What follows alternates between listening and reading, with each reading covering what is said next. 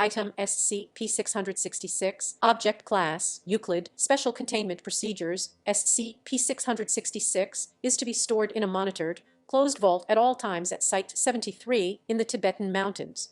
Guards are to be changed weekly, must pass a background check before being assigned to their post, and proven free of drug and alcohol addiction. 𝚂𝚑𝚐𝚎 is to be entered only by D-class personnel in approved testing procedures, or by approved Foundation researchers with Level 4 or higher security clearance.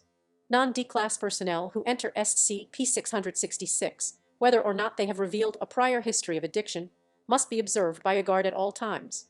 If they show any sign of being affected by 𝚂𝚑𝚐𝚎, they are to be removed immediately. Description: 𝚂𝚑𝚐𝚎 is a medium-sized Tibetan yurt made of tied wooden branches and covered in yak leather.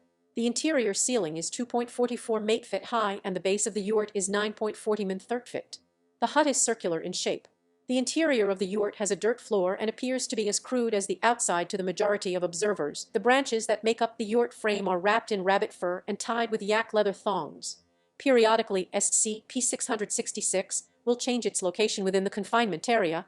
This will happen only when not under direct observation, but remote viewing gives the impression of an entity inside the structure lifting it wholly and moving to its new position.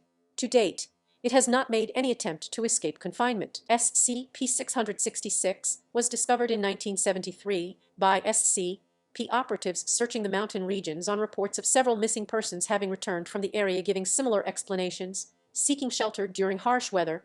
The individuals would happen upon 𝚂𝚑𝚐𝚎 by seeming happenstance. Having gone out in similar conditions, the exploration team was also able to discover the yurt. Of the 3 operatives present, 2 experienced no ill effects. The third entered a stupor, experiencing vivid hallucinations and muttering incoherently to himself. Upon retrieval of the team, the yurt was recovered and taken to nearby Site 73 for further investigation. When an individual with no history of significant addictions enters the yurt remains dormant and seems to have no ill effects. Class D personnel without a history of alcohol or narcotics abuse were able to sit inside the yurt for days at a time if provided proper nourishment, and did report a greater intensity in their dreams. Individuals who have a history of substance abuse, however, will experience a hallucinogenic effect when inside the structure. In all instances, the subjects report being in a location either from their memories or a corollary thereof, specifically a spot where their addiction was at its most intense. Thus far, there have been reports of a nightclub bathroom, a 1973 Volkswagen Vanagon, a filthy alleyway, the redacted casino in Las Vegas, etc. One subject reported finding himself in a dirty apartment with a prostitute named Chloe, with whom he frequently indulged in narcotics abuse. Another reported being in his own bedroom with a computer set up significantly more intricate than he owned before his arrest for distribution of child pornography. During these hallucinations, subjects report that they are confronted by an individual referred to as 𝚂𝚑𝚐𝚎. Descriptions of 𝚂𝚑𝚐𝚎 vary widely from person to person, with no commonality to race, gender, or appearance beyond being typical for the surroundings.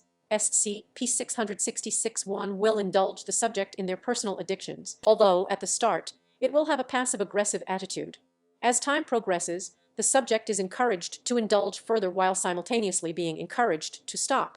Should the subject show remorse or a strong desire to give up their addiction, 𝚂𝚑𝚐𝚎 will slowly adopt a more genuinely friendly tone and continue the temptation with discouragement. Hallucinations. Approximately 94% of subjects who have gone through this form of hallucination to their end have been diagnosed as having a near-complete removal of psychological addictions, though physical symptoms will persist through a natural withdrawal cycle. If the subject gives into 𝚂𝚑𝚐𝚎's temptations, the entity becomes increasingly hostile. There is no set time, table, nor degree of indulgence, but if left unchecked, 𝚂𝚑𝚐 will invariably begin assaulting the subject and forcing the subject's vice upon them to levels of extreme overdose. If the subject is not forcibly removed from 𝚂𝚑 during this period, they will die. Cause of death is typical of their addiction, whereby an alcoholic will suffer extreme kidney or liver failure, a cocaine user will develop cardiac dysrhythmia, a subject addicted to video games or television will suffer extreme muscle atrophy and health issues associated with a sedentary lifestyle, etc. To date, there has been no clear connection between who will and will not succumb to 𝚂𝚑. The working hypothesis is that it is simply a matter of the individual's willpower and conviction. All attempts to interview 𝚂𝚙𝚒𝚑-666-1 directly have failed, with the entity either redirecting the conversation or bluntly refusing to answer. The only statement that reveals anything to its nature was a single instance of "We're not important here. This is all about you." This indicates that there are either multiple entities attached to SCP-666, or there are additional instances of SCP-666 in the world. Investigation is ongoing as to whether similar stories have arisen. Should another instance of SCP-666 be discovered, it is to be transferred immediately to Site-73. SCP-666-1. Nearly identical stories have recently arisen in remote areas of northern Canada describing a Wendigo hut. While unconfirmed, their similarities point to at least one additional instance of SCP-666 at large. Addendum SCP-666-2. Interview log with test subject D14390 regarding experiences in SCP-666 audio only. Interviewer Dr. 𝚂𝚙𝚒𝟑 subject D14390 force of intation redacted. Dr. L. subject D14390. How are you feeling? D14390. Not bad, doc. Not bad. Kinda want to take another nap in the tent. Dr. L. Well, that's what we're here to talk about. Please describe your experience inside of SCP-666. D14390. No sweat there, doc. See, I just stroll in like you said, have myself a seat. Next thing I know, I'm in this hole in the wall back home in Redacted, with this sweet bitch Chloe. Dr. L. Chloe. D14390. Oh yeah, she was pricey and she wasn't the best looking trick south of Kennedy, but she had some connections. Never did meet up with her once that we weren't getting high. Note, Chloe was the working name of the prostitute that D14390 was with at the time of his arrest. Dr. L. Very well. Please describe the scenario for me. D14390. Well, it was her apartment, right. Kinded Ingy. A little messy like she hadn't cleaned it in a couple weeks, but I wasn't there for the scenery, young cow, so I drop my cash off on the living room table and we head into the bedroom. I shoot up with her. Used my own needle, of course, and then we get freaky. I mean, we did everything under the sun, and a couple that never saw the light of day. She knew positions I never did, and had drugs I hadn't even heard of. About halfway through I needed a pick-me-up, so I snorted a couple lines of Colombian off her ass and Dr. L. I think that's enough. D14390. For the sake of brevity, please keep the rest of your testimony in regards to the anomalous entity SCP-666-1. D14390. The what now? Dr. L. The person who tempted you in your hallucination. D14390. Oh, right. Well, it was around the time that she was offering me this opium shit. She said she got off a Kinnaman.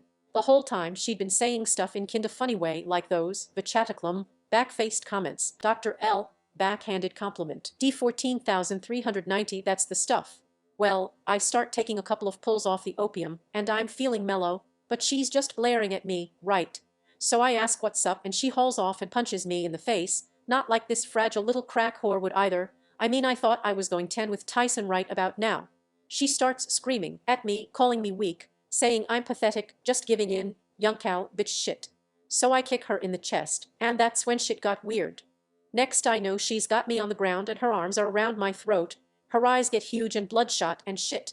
I feel her nails digging into the sides of my neck, and hand to God, doc, she was shooting shit into me. Dr. L. You're saying SCP-666-1 was injecting you with heroin through her nails. D14390. Not sure what it was, but it burned and felt good at the same time.